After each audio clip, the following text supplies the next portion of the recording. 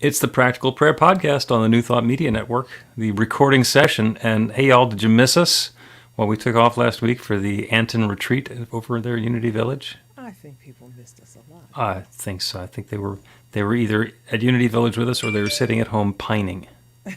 Like, where are they? What happened? My week is not going to get started properly. Well, I'll be honest with you. I did get two people that said to me, "Where were y'all?" Like,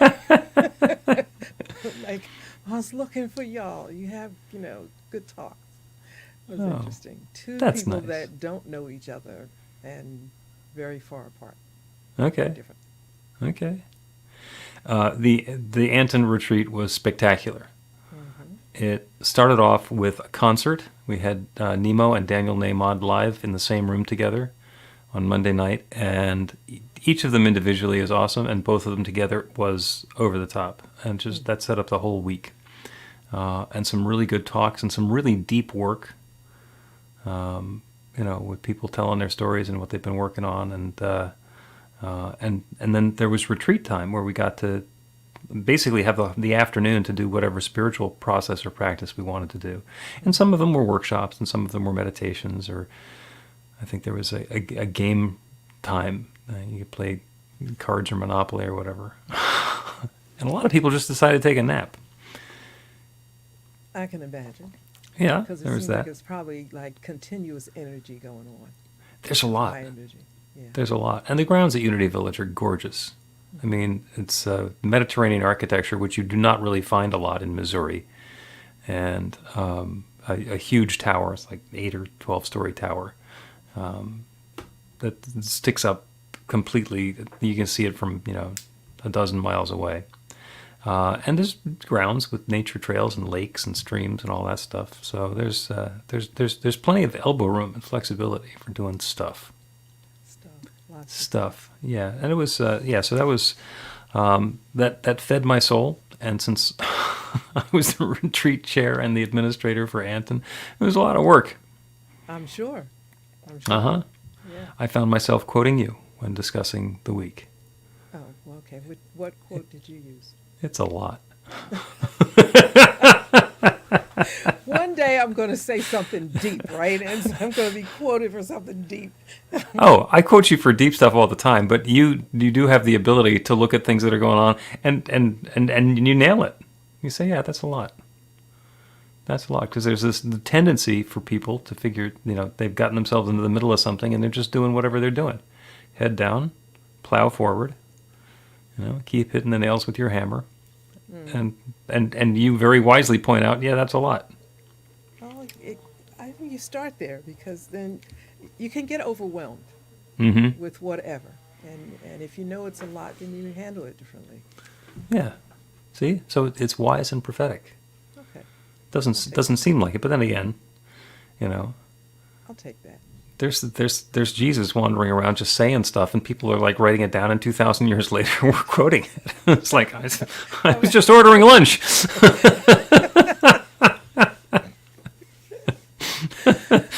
Yeah.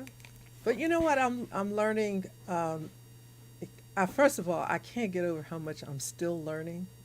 At 70, I thought when I was younger, I thought, boy, when I get to be like 50, I'm gonna know everything and coast. Yeah, right. That's when life begins.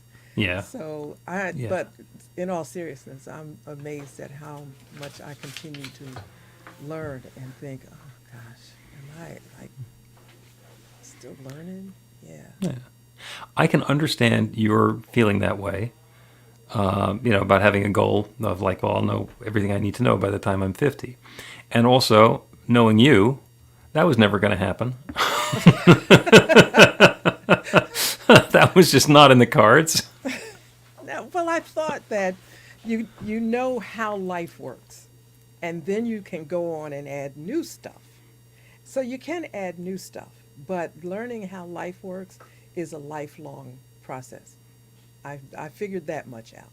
Mm-hmm. So in the understanding of that, have also found the value of still.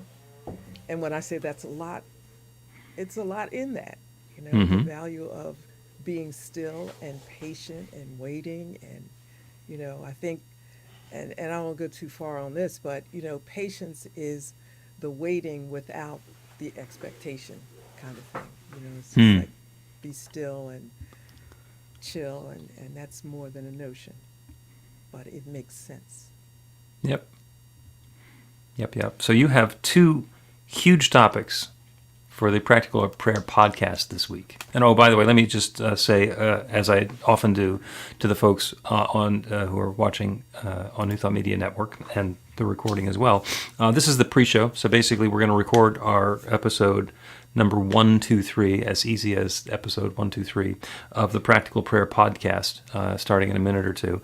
And we're going to do the whole podcast episode, and then we're going to do some chatting afterwards. This is an opportunity for you to put a comment into the comment if you're watching us live. If you are watching the rebroadcast, or even if you are watching live, you can go to bethelight.com, b-the-light.com. It's right down there on the screen. So you can see that. And there's a button on there that lets you submit a comment. Or a question or a request. And so prayer requests or ideas for topics or criticism, or you want to say something about my hair and the way it's changed recently, whatever. And we may or may not respond. So should I say what the topics are, the possible topics, or should we wait until we get into the episode? Well, yeah, go ahead and say it so they can be thinking. They got about a minute and a half to think about it. Okay, well, you started with the pivot, and the pivot is huge because the pivot is the word that happens when we go from up until now until into next. So when we're setting an intention for what we want to have happen, we're looking at basically all of our landmarks or things that happened in the past. And then the pivot is where we stop looking at that and say, well, what do I want to see and experience instead? And it's about setting a new intention.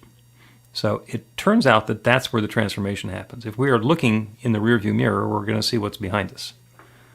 And we need to pivot and turn to looking out the windshield so we can see what's coming. Well, don't give it all away. Well, that's just the beginning of it. And that leads, and you also wanted to talk about the Big Bang and how the Big Bang fits in as a creation story. Well, yeah, but I'm not saying any more because you'll give it all away now. Oh, you think we're not going to be able to pack some surprises into the episode? No. Okay. All right, we probably will. Yeah. So let's start the program and see what happens. A practical prayer is a prayer that works. These discussions between Reverend Bill Marchiony and Carol Lawrence dive into the details of how it works and how to work it. Reverend Bill is a New Thought minister and the author of Practical Prayer for Real Results. Your new life begins with a new thought.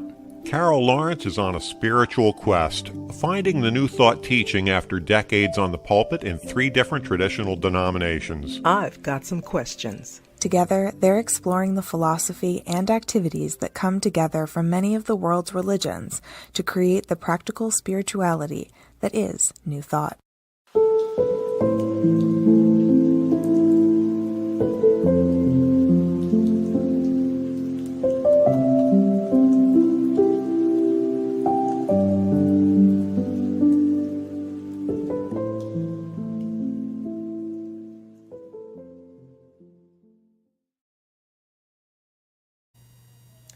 Welcome to the Practical Prayer Podcast. I'm Carol, here with Reverend Dr. Bill Marchiony. You got big topics this week. Yeah. Well, you kind of got to it, in the pre-show. Well, yeah, but we get to do it again. Pretend I didn't say anything, and then you introduce the topic or topics as you would like, and then we'll take it from there. So here's the part that might tie a little bit of it together that I forgot to talk about, forgot to mention. Just my you're laughing. You're reminding me of the sitcoms where they're trying to defuse a bomb, and it says, cut the red wire, but first cut the blue wire. Almost. So here's the thing. Like now, science and religion are beginning to agree. Well, to me, they always did.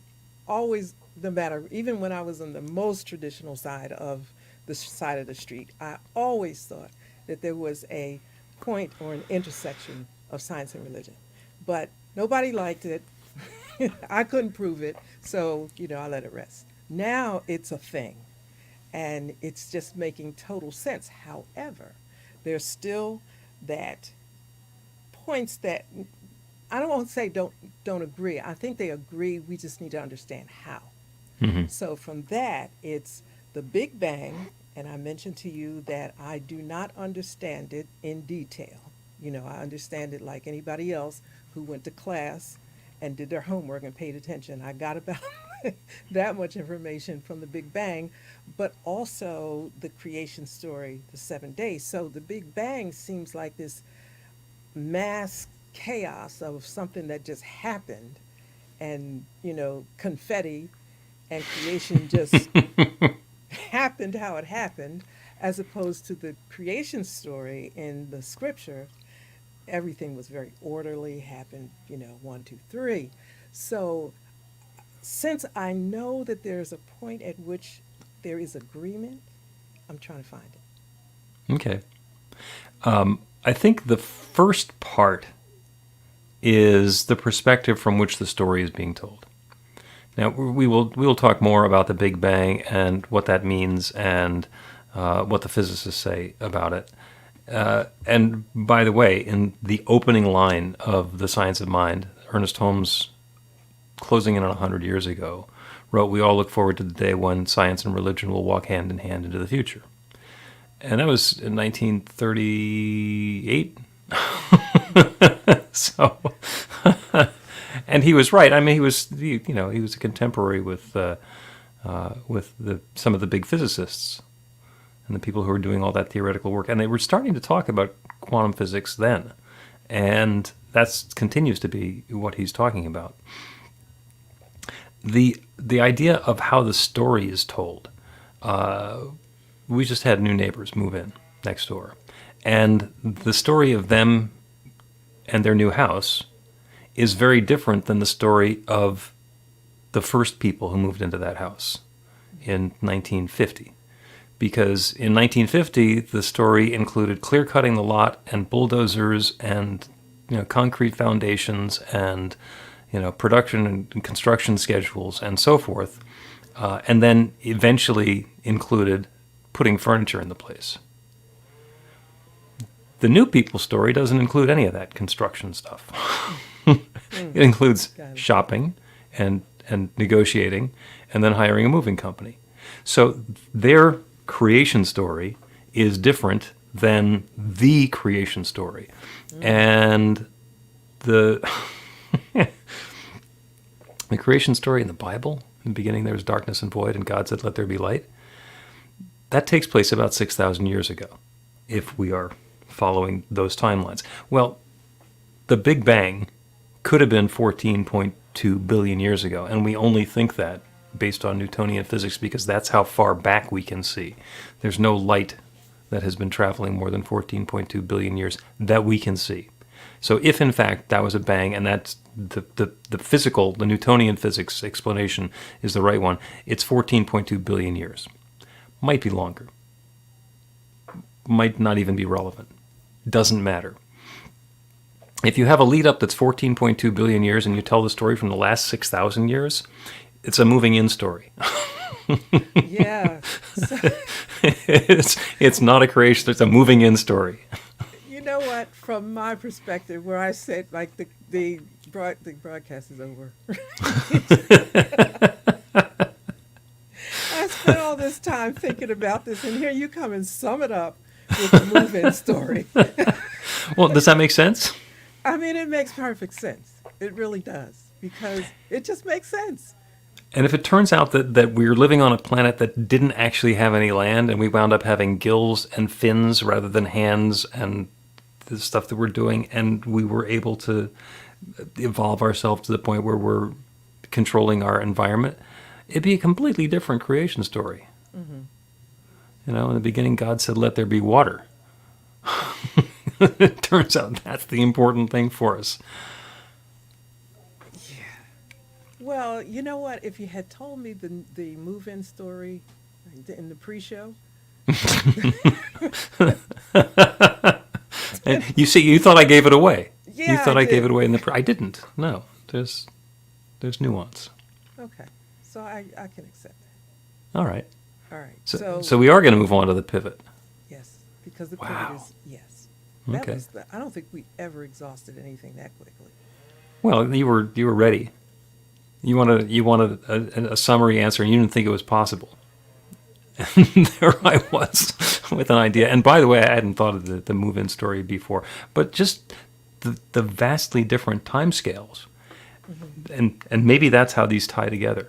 Because if we're looking at history as 14.2 billion years, or if we're looking at history as what it says in Scripture, they're two different stories. And here's the tie-in. We're going to talk about the pivot. When we stop paying attention to that one and start paying attention to this one, different things become possible. It is possible that both stories are true. It's also possible that both stories are the same thing. Okay, so now you lost me. Both stories are true. I can see that in terms of timeline, the way we perceive time.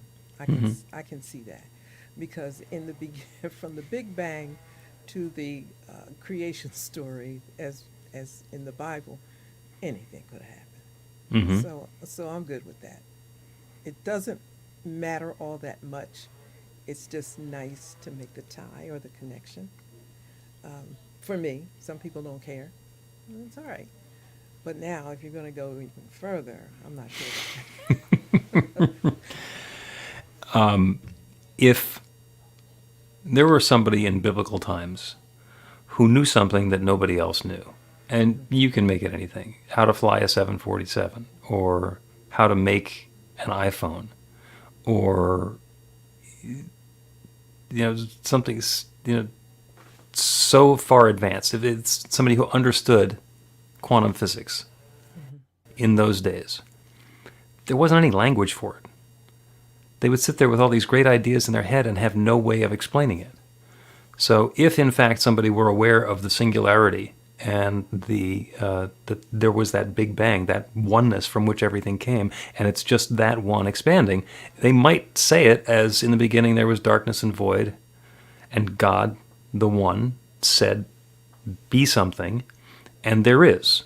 And that's a description of the creative process, and that's the same way that whatever it was that caused everything to start coming into existence in the Big Bang story, it's the same moment of creation. It's just that the scriptural one skips a whole lot of time between the first bang and the creatures populating the earth, or there being an earth. That is amazing, the way you just described that. Because you could see that it happened it's all one story, which is the word that comes up all the time is just the one. So it's a perspective, and it explains how everything could have actually happened at the same time. Just kind of how you express it or how you see it, which I just came to me when you said that. A teaching moment. I love that. Yeah, I'm kind of blown away about it, and I was giving it a second while you were talking, just absorb it so I can think about it later the way you said it. But yeah, I can see that because one of the things I was thinking of when you were speaking was the word evolution. And I really, really like that idea of evolution, not just, the evolution of mankind or humankind and how we went from one thing to another thing, but how we go from awareness or one level of consciousness to another. And I remember one of the very first classes that I took with you. I had no clue what you were saying, and I said, I am not stopping. I'm not going to stop this class asking these questions, but I'll figure it out as we go. And actually, I did not figure it out as we go. I figured it out in the ensuing year or so, I think. but specifically what you were saying is, I think it was Christ consciousness and how we go, you're up, then you go down, and and we like to think of our level of Christ consciousness or our maturity in spirituality as just continuing to be up and graduating. But it's evolution. It's not just going up, and it's evolution, and things happen which causes things to evolve or unfold. Something has to happen. Do you agree with that? Time has to happen. There's an Time. opportunity for something to happen, and then something happens. And sometimes it's exactly what we were planning, and sometimes it's something completely different. But something's always happening. Stuff Yes. happens. Stuff happens, and it like piques your understanding or your awareness of something, or it brings you into consciousness about something. Something happened. It could have been a big tragedy or just a little something. And I that's why I call that evolution. We're evolving, and I think that is so important to just slow down and be grateful and appreciative and understanding of what's happening in our world, in our particular world, um, because we're constantly evolving. So this has been an enormously stressful year for me. I mean, crazy stressful. And I can't think of, I was trying to say, has this been the worst year you've been through, the most, stressful year? And I think in terms of so many things happening at one time, yes, had stressful crap happen, but to have so many things happen at one time, and the the best coping mechanism for me is to think about evolution, and this is happening, what's unfolding, this is happening, and I take it slow. Well, that's just me, but I thought about the Big Bang, right? I said, is this the Big Bang? In my, Something's banging. this is a big bang in my world, like confetti now. This should be good. Yeah, because in the end, God said it's all good, right? So, Well, yeah. When we get to the very end of the last 6,000 years of the story, like everything is going along in a relatively understandable way. And oh, by the way, people who think that there's no such thing as evolution, there have been some changes in society since the stories that are told in the Bible. Things are different. The way that we interact and the way that we move around, the way that we communicate, the things that we're involved in. There's a lot of stuff that's different, and it's been a change on top of another change on top of another change, and that is evolution. yeah. The changes make things possible. But I think that's a really good way, a sensible way to look at it, because then it's like this isn't just happening. I mean, things are happening, yes, but it's not happening to me. This is an unfoldment of many kinds. And I always like to make sense of everything, stop, look at it, make sense. But then there's so much happening, I can't make sense of it all. So I had to take a different perspective, a different track, and say, no, wait a minute. This is not the evolution of one thing, it's an evolution of a complete picture. Right. Right. Because while it would be possible to fly a 747 in biblical times, it would take some very convenient geography in order to be able to land it, and it would not have been possible to refuel it. Yeah. It's so much. It takes so much and so many, which is another thing of mine, is to appreciate the differences among us. Not the obvious difference that people look at and get all freaked out about, but I'm talking about our gifts, what we bring to the world, and how each is so important in the evolution of the very next thing. Somebody has to know how to do this and this and this in order for us to have these electric cars that are going to be the norm pretty soon, and Right. other things. So it's, when you look at it and take it slow, evolution is a wonderful thing, but it needs everybody and Yep. every gift. Yeah, and there's another pivot story in there. Let's take a break, and then when we continue, we will pivot from the Big Bang to the pivot. To the pivot.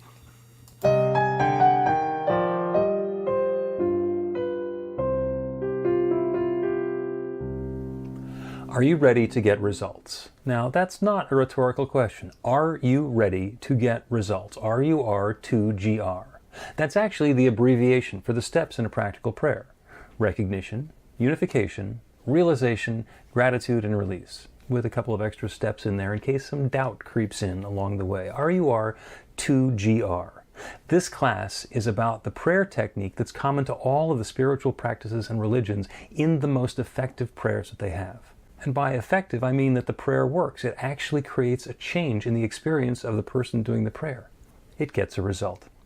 We're going to begin with theory, and then we're going to take it into practice. By the end of the class, you will have your very own practical prayer that will help create transformation in your life.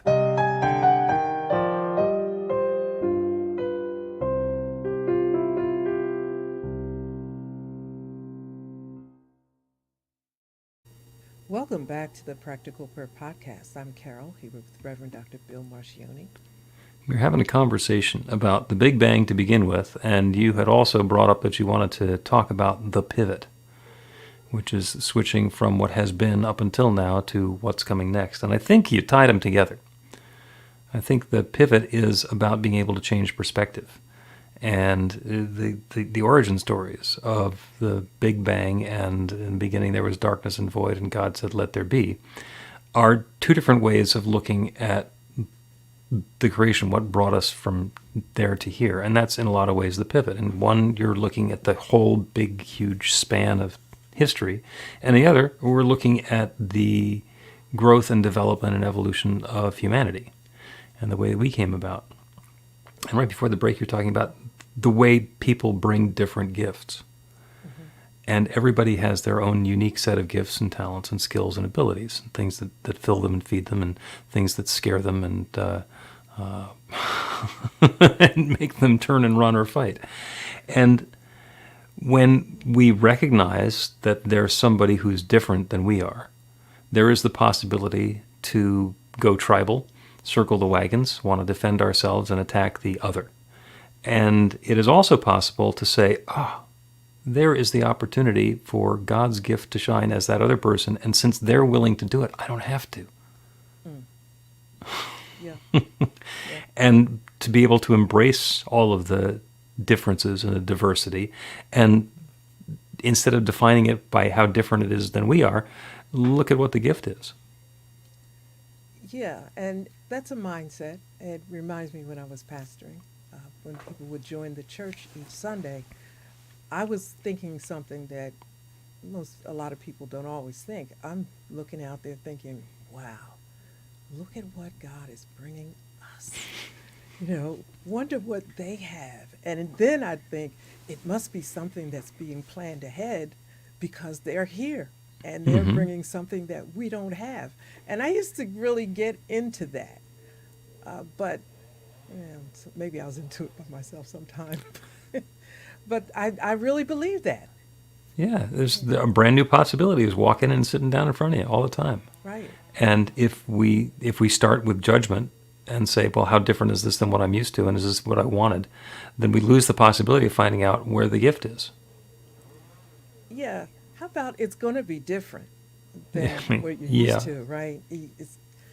Do you really want it to be the same? Listen, I got to tell you the same story. I was pastoring a church, and I think I was out for 2 weeks for something. And I came back, and they had changed all of the drapes and curtains in the fellowship hall, and they were so excited. And the excitement you wouldn't imagine. And they said, "Did you see it?" And I'm thinking, I didn't see it, right? So I quick made an excuse and went downstairs, and I looked at it. The new ones were exactly the same as the old ones. Color, everything. They just replaced them. And I thought, that's not how new goes. So, when you said that, I thought about it. You have to be open for new. At least they were burgundy. At least you could have got gray or something. Yeah, something. or blue or something. Yeah. So. Yeah. When you replace a curtain with another curtain that's just like it, it's okay if it's a shower curtain, because you replace the one with the mold and the mildew with the fresh new one, and it's got that vinyl smell to it. But that's about it. That's about it. That's about it. So I had to I had to come up with an excitement that wasn't real. To Wow, those are burgundy. oh, I just and I did it really. I did a really good job. But I got to the car and I'm like, oh my God, this is not change. So that's how the pivot. I think a lot about pivot because I've been at the point of pivot a lot, right? And I'm going to say specifically since I've been studying with you, became my teacher because you use that word, and you even use it in the prayer often. And Yeah. I'm thinking, pivot. Okay, so I got to pivot like to what?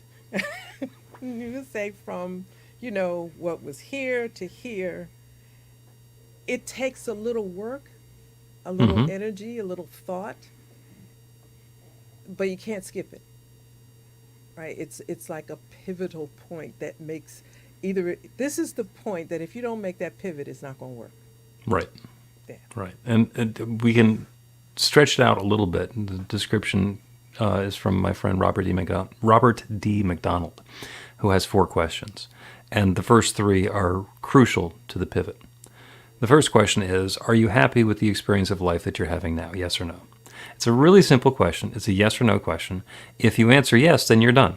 You don't need to change anything because it's going along just fine. If the answer is no, then you go to question number 2, which is what experience of life do I want to be having instead? That's the pivot. As we're, well, I've been feeling, am I happy with my life as it is? No, I've been really lonely.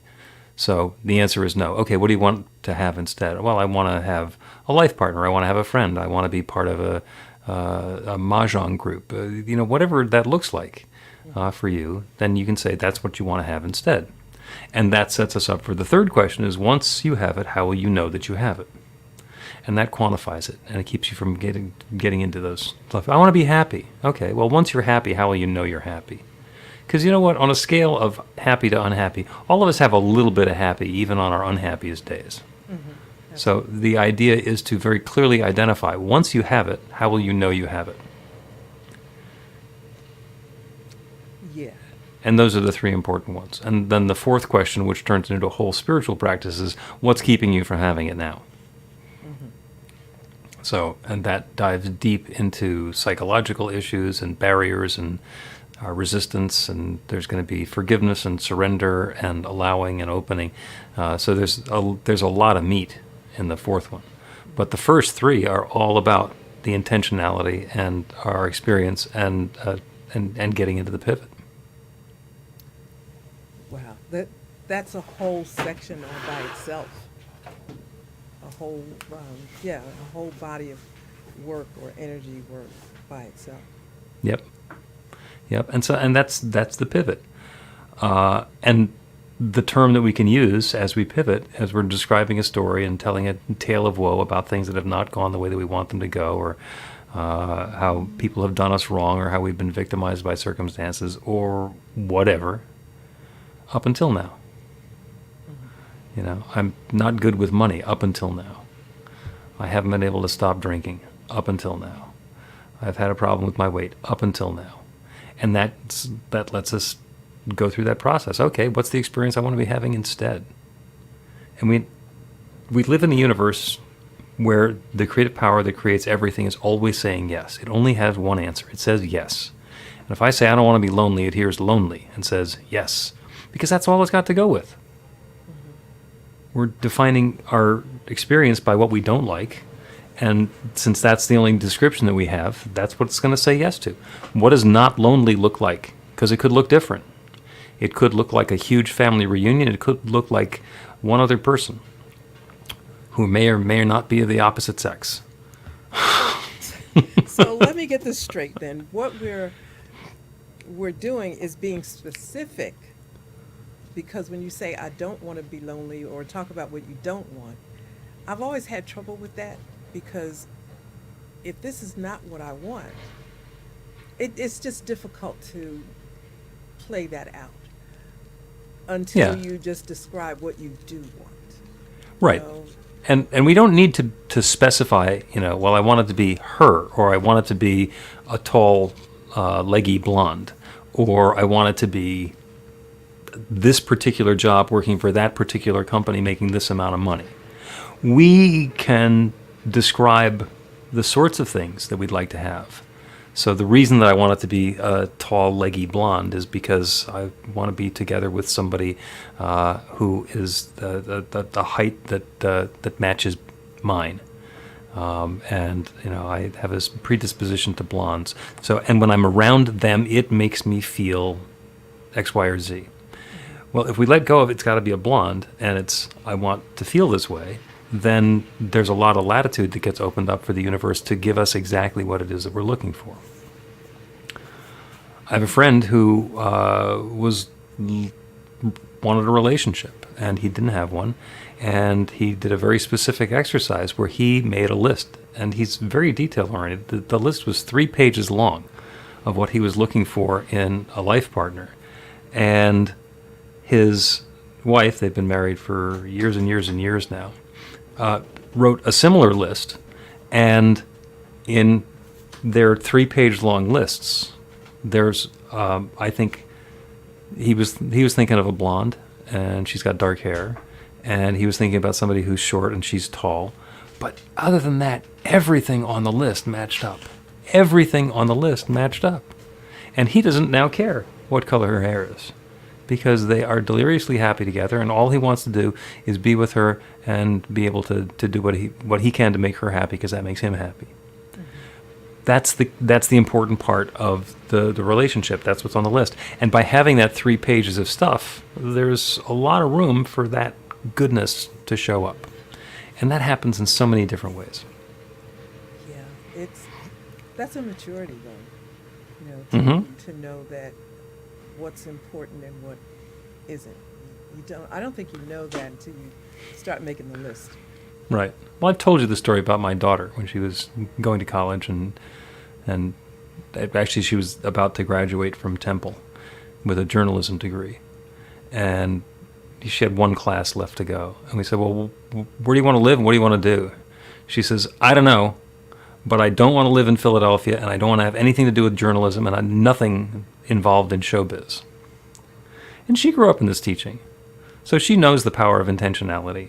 And within weeks, she'd been contacted by a guy who was starting a TV show based on the arts in Philadelphia. And he'd been reading her writing for 2 years, and he recruited her. And she spent 6 years working on his arts journalism project in Philadelphia.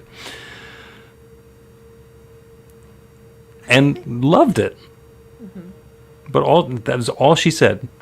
Philadelphia, arts, journalism. So your your example demonstrates the universe doesn't understand don't. Exactly. And if she wanted to have something different, then she would have had to say Midwest, or at the beach, or in the mountains, or high altitude, or some career field.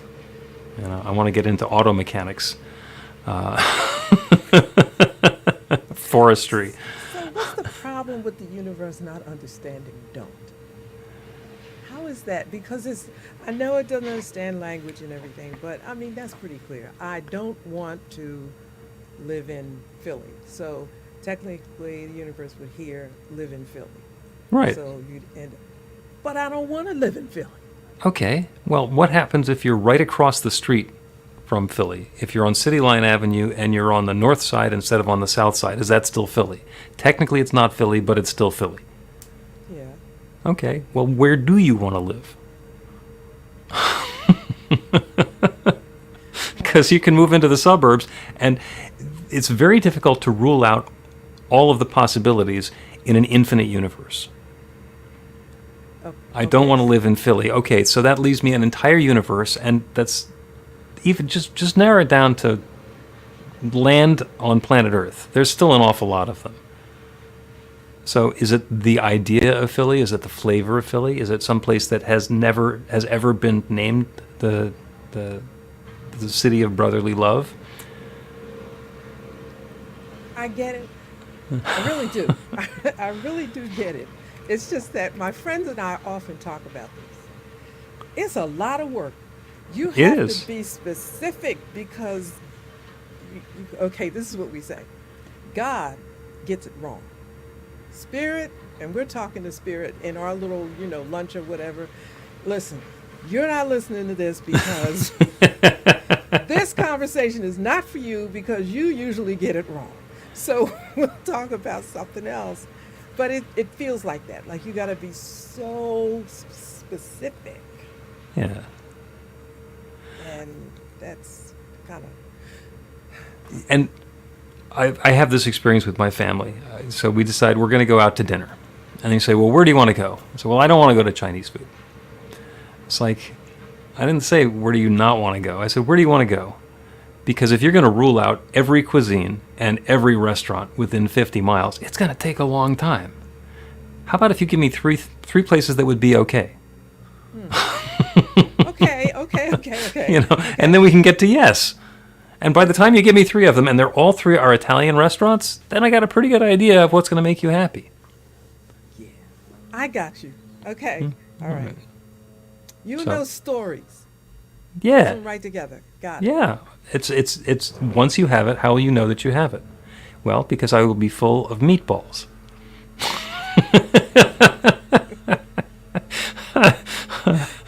Let's take another break, and when we continue, we will do a prayer, and the prayer will be on pivoting from what was to what's next. Get inspiration in an instant. God calls are the gentle and uplifting moment of truth to help you remember that the bright light of God's love is shining right now as you. It's your God Call with Reverend Bill. Start your 2-week free trial today, and you'll get a phone call 4 times a week from Reverend Bill with an uplifting half-minute message filled with insight, wisdom, story, and fun. Let your light shine. You can answer the call to listen to it live or let it go to voicemail so you can hear it later. After the free trial, your subscription is just $5.95 a month. The details are at godcall.org. God calls are disruptive, intentionally. Whenever you write something, put on a gold star. They take you away from your routine to remind you about the truth of who you really are. They come at random times between 8:15 a.m. and 6 p.m., so you won't be expecting them. And somehow, the message is exactly what you need to hear at the time. Magic is loose in the world. It's a moment of motivation in the middle of your day. Find out more and start your 2-week free trial now at godcall.org. Welcome back to the Practical Prayer Podcast. I'm Carol here with Reverend Dr. Bill Marchiony, and it is prayer time. It is prayer time, and we're going to do the Mad Lib style prayer. Everything was going along blank, and then suddenly blank. And then suddenly is the pivot. There is the possibility for the next piece of the story to not be like the previous piece of the story. Everything was going along wonderfully, and then suddenly it all went to hell. Everything was horrible. I was lonely and sad, and then suddenly he showed up. She showed up. I got connected with the group. There is a pivot that is always available. Whatever the circumstance that we're in now, we can pivot away from what has been and invite in something new. And it doesn't necessarily take any time. Transformation can happen instantaneously. If we're thinking, oh, well, I've been lonely and I want to find somebody, so I'm going to have to do this work on myself so that I can become deservable and worthy of having a relationship, and then I'm going to have to go to all of these places where people might be hanging out. People often think that they need to go to bars to meet people, but then the people you meet at bars and the people who hang around at bars. So there's the whole process of it's going to take me some period of time before that can happen, and then when all the pieces come together, I can do that. And in fact, it's possible to realize that we've been lonely, that we want to have a relationship, that we're open to having that significant other, and meet somebody that day. Or, sitting in a coffee shop, writing in our journal, realizing that's what we want to do. We look up, and there that person is. It can happen instantaneously. And it's the pivot about being able to look away from what's not working, from what's not serving us, and open to something new. So that's the prayer for each of us in our own way today. If there's a circumstance or a situation that hasn't been going to your liking, you can bring it to mind And then we can open ourselves up to the transformation that's available and realize that we're not doing it ourselves.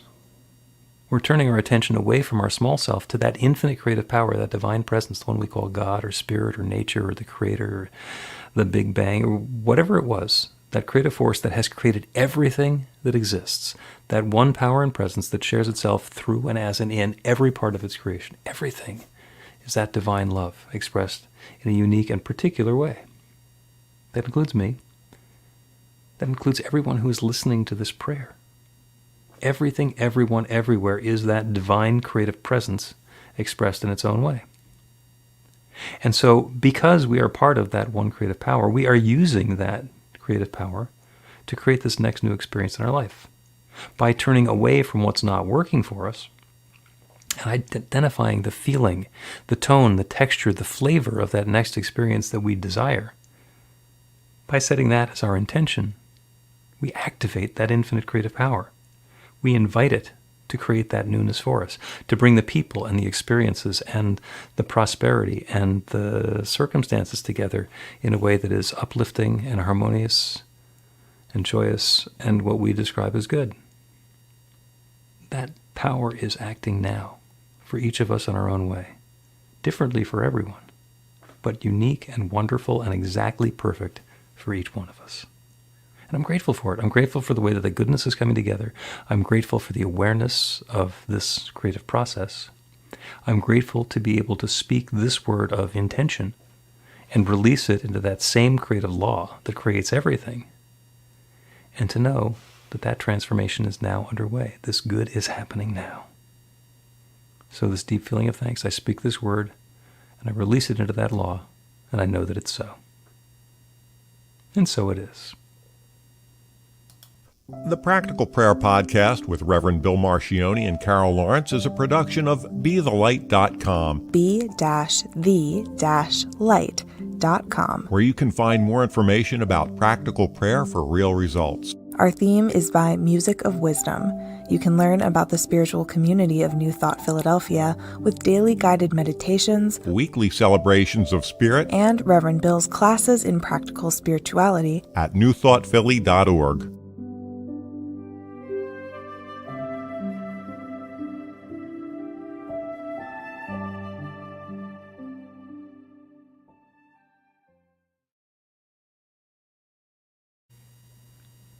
That's the Practical Prayer Podcast for today, for the 9th of October.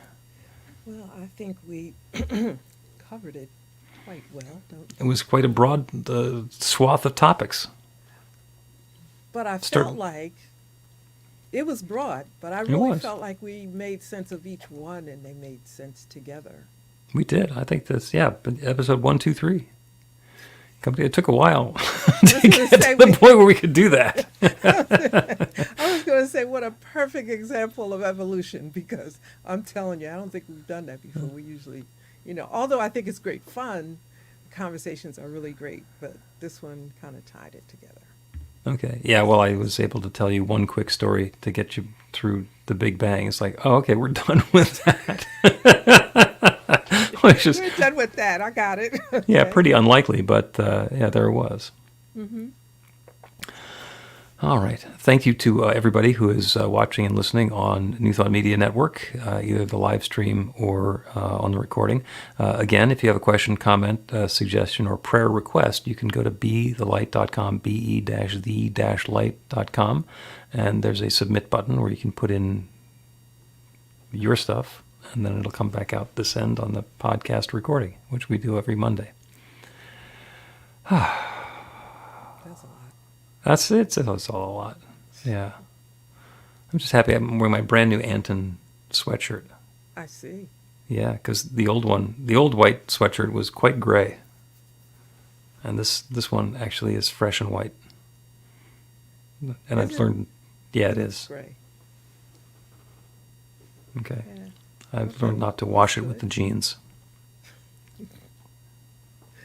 Yeah, that could mess it up. Well, that's learning. That's evolution. We'll see how long this one lasts. At least until next year. How many did you buy? 2. Okay, you good. And they were all made at the same time. There's some folks down in Atlanta who got a bunch of stuff embroidered for Emerson Theological Institute and Anton probably 5 years ago. And they've been sitting in boxes in Atlanta. And I said, send them over. And we sold them and distributed them and gave them away and auctioned them off. And so now we don't have any more. Excellent. So, but I have this one and a backup. That's what I get to. Have a wonderful, wonderful week, and we will continue again next week. Yeah.